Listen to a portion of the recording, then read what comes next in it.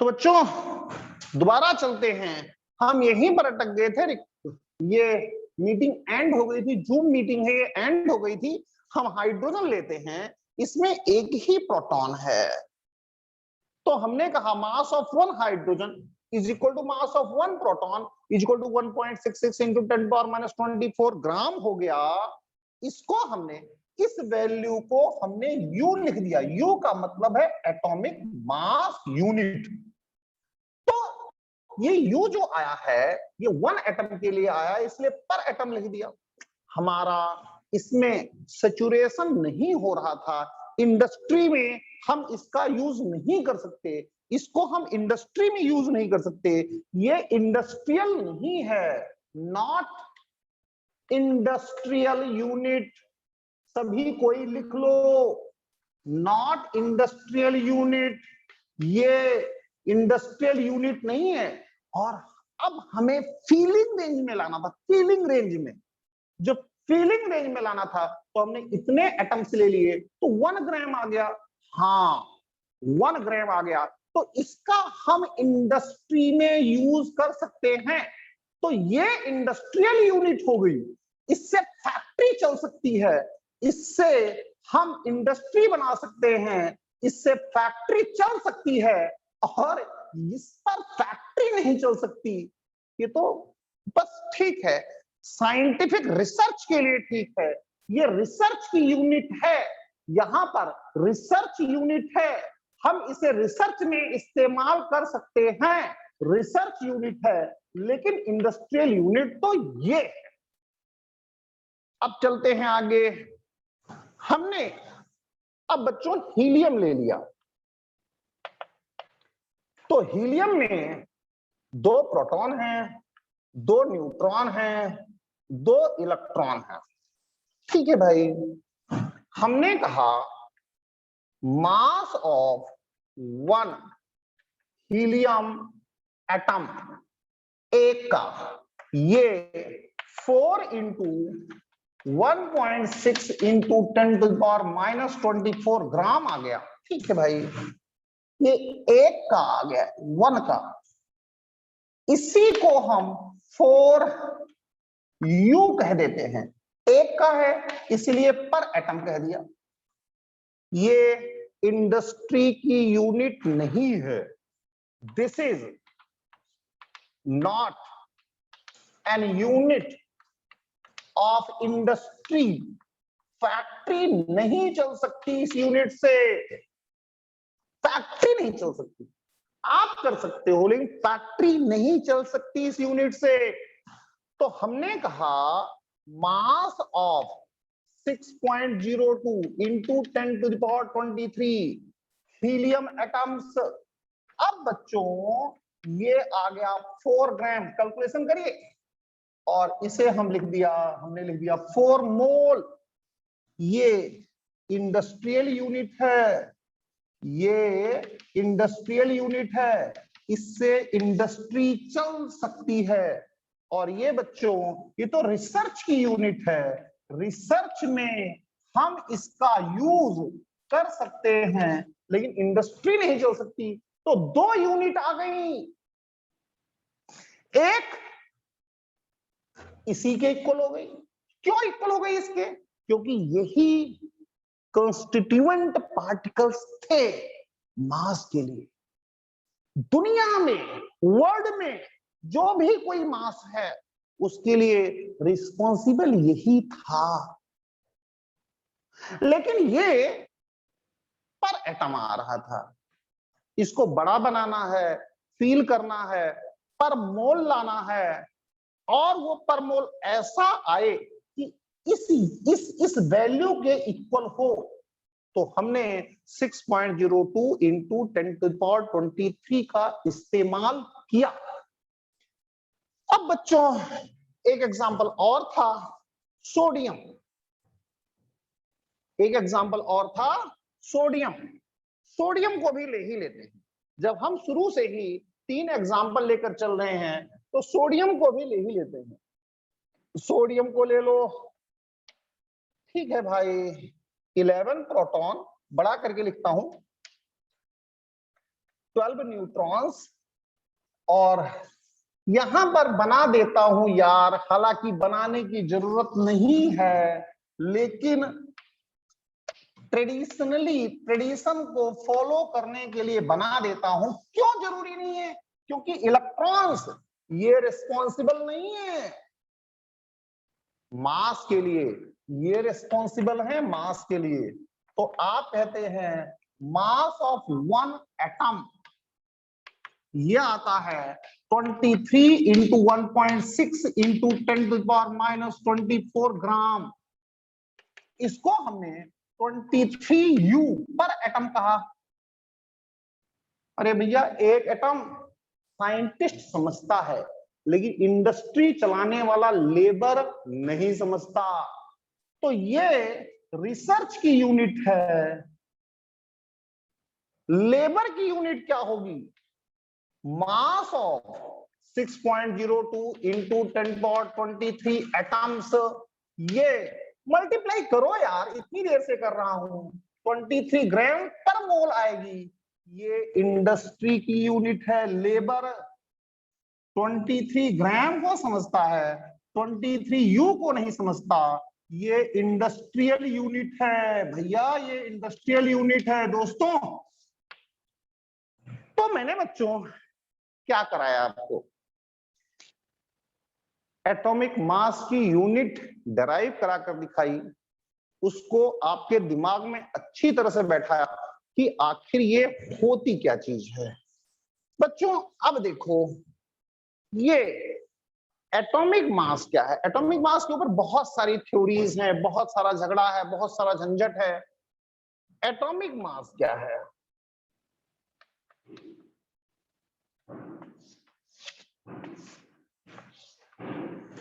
एक होता है रिलेटिव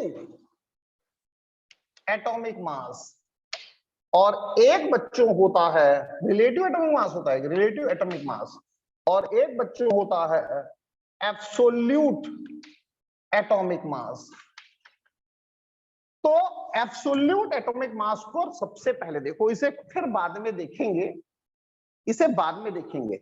एब्सोल्यूट को सबसे पहले देखते हैं। कुछ नहीं भाई साहब, कुछ नहीं। Mass of atom of element is atomic mass. कुछ भी नहीं है, यही बस, कुछ भी नहीं है। एग्जाम्पल बहुत सीधा सा है, सिंपल सा है। हाइड्रोजन के लिए ले लो, मैं वही 3 एग्जाम्पल लेकर चलता हूं। एटॉमिक मास को हम चाहें तो लिख सकते हैं 1 U पर एटम, और एटॉमिक मास को ही हम चाहें तो लिख सकते हैं 1 ग्राम पर मोल। बस फर्क यह है कि ये 1 मोल की मास को रिप्रेजेंट करेगा, ये 1 एटम के मास को रिप्रेजेंट करेगा, और कुछ भी नहीं है। तो पहली बात, एब्सोल्यूट एटॉमिक मास क्या है? मास ऑफ एटम्स, बस मास ऑफ एटम्स, इतना कहना मोर देन इनफ है। यूनिट बच्चों, यूनिट 2 होती है, U पर एटम होती है और ग्राम पर मोल होती है। U पर एटम होती है और ग्राम पर मोल होती है। 2 यूनिट होती है, U पर एटम होती है, ग्राम पर मोल होती है। ये 1 एटम को रिप्रेजेंट करेगी, ये 1 मोल को रिप्रेजेंट करेगी। कुछ भी इससे ज्यादा मत कहो। रिलेटिव पर हम बाद में चलेंगे, एब्सोल्यूट को हम यहां पर देखेंगे। कुछ भी ज्यादा मत कहो, कुछ भी का मतलब कुछ भी ज्यादा मत, आलतू फालतू ज्यादा नहीं। चलिए बच्चों, अब बारी है कुछ आगे काम को करने की, आगे चलने की।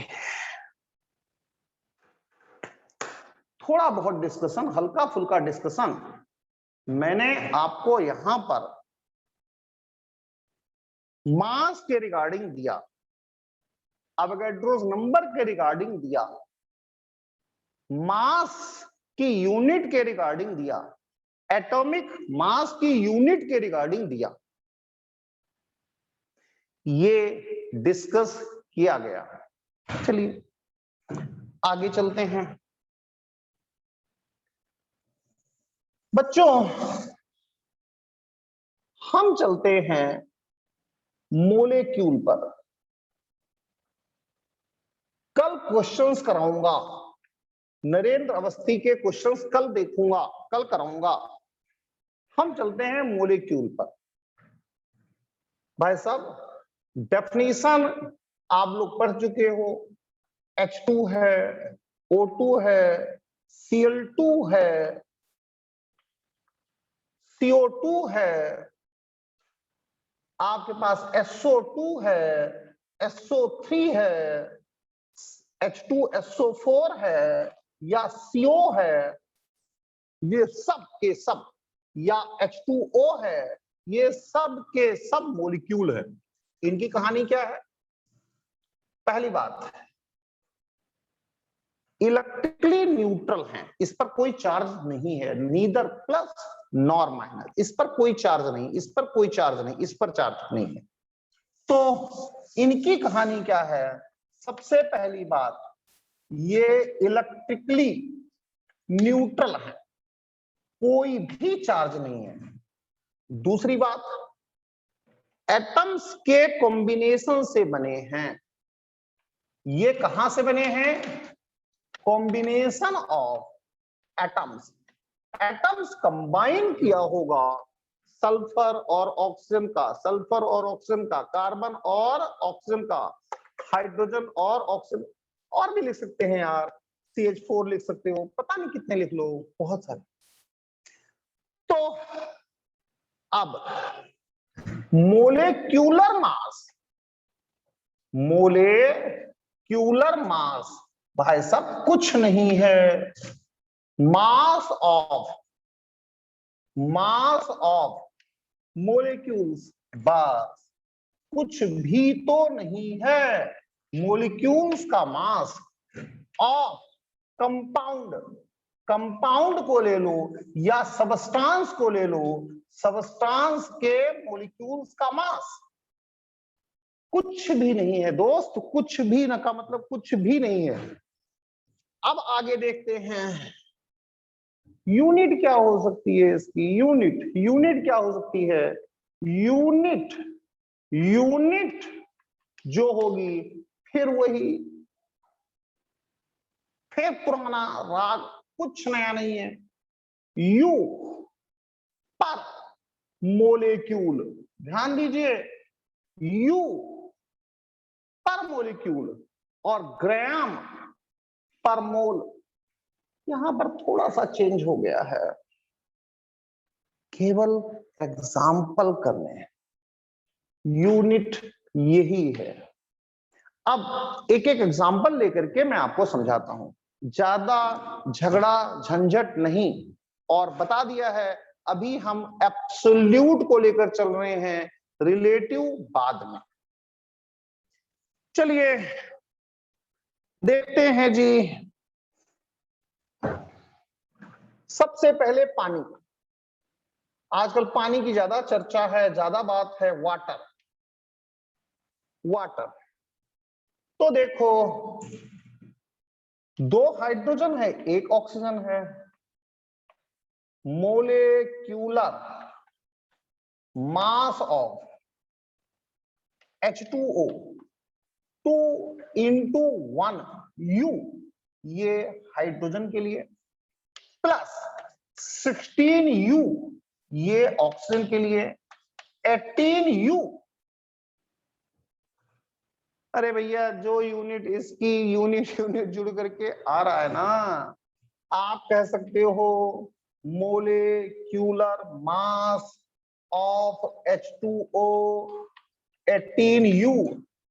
दोस्त ये एक मॉलिक्यूल के लिए है, तो यहां पर मॉलिक्यूल लिख देना चाहिए। अब हम इसको इस तरीके से भी लिखते हैं, molecular mass of H2O 2 into 1 ग्राम पर मोल प्लस इसका ले लो 16 ग्राम पर मोल 18 ग्राम पर मोल। इसका मतलब है दोस्तों जब 18 ग्राम लिखा हो तो उस केस में अवोगाड्रोस नंबर के बराबर मॉलिक्यूल्स होने चाहिए। इसका मतलब है mass of 6.02 into 10 to the power 23 molecules of water, इतने मॉलिक्यूल्स को ले लोगे तो उसका मास 18 ग्राम आएगा। इतने मॉलिक्यूल्स को ले लोगे तो उसका मास 18 ग्राम आएगा। इसमें तो अकेले का मास 18U आ रहा है और U को तो बता दिया भाई। इसका मतलब है 18 into U का मतलब 1.6 into 10 to the power minus 24 ग्राम। ये फीलिंग रेंज में कहीं थोड़ी आ रहा है, ये फीलिंग रेंज में नहीं आता। इससे इंडस्ट्री नहीं चलती, इंडस्ट्री तो इससे चलेगी। अब आजकल एक और नाम बहुत उछल रहा है, उस नाम का क्या है? ऑक्सीजन। तो ऑक्सीजन को भी हम देख लेते हैं। आजकल ऑक्सीजन बहुत ज्यादा पॉपुलर है, ऑक्सीजन इसको भी देख लेते हैं। ऑक्सीजन इसको भी हम फील करते हैं, देखते हैं। तो दोस्तों ऑक्सीजन पर चलो, मोलिक्यूलर मास ऑफ O2 क्या आएगा? 2 into 16U, ये आएगा 32U। किसके लिए है? एक मोलेक्यूल के लिए है, फीलिंग रेंज में नहीं है। नहीं है भाई फीलिंग रेंज में। तो फीलिंग रेंज में लाने के लिए आपको करना क्या पड़ता है? आपको कहां चलना पड़ता है? फीलिंग रेंज में लाओ। कैसे आएगा? अब मोलिक्यूलर मास ऑफ O2, ये मेरे दोस्तों 2 into 16 ग्राम पर मोल, तो ये 32 ग्राम पर मोल आ जाएगा। इससे इंडस्ट्री चलेगी, ये फीलिंग रेंज में है, इससे इंडस्ट्री चलेगी। इसका मतलब क्या है?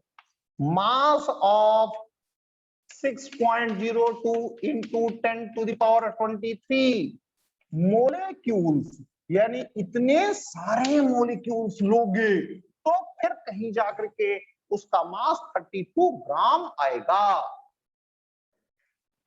मेरे बच्चों यहां तक हम चले। आज की क्लास इतनी होगी। अभी आप लोग लेफ्ट मत करना, मैं ये निकालता हूं माइक और आप सबसे बात करता हूं।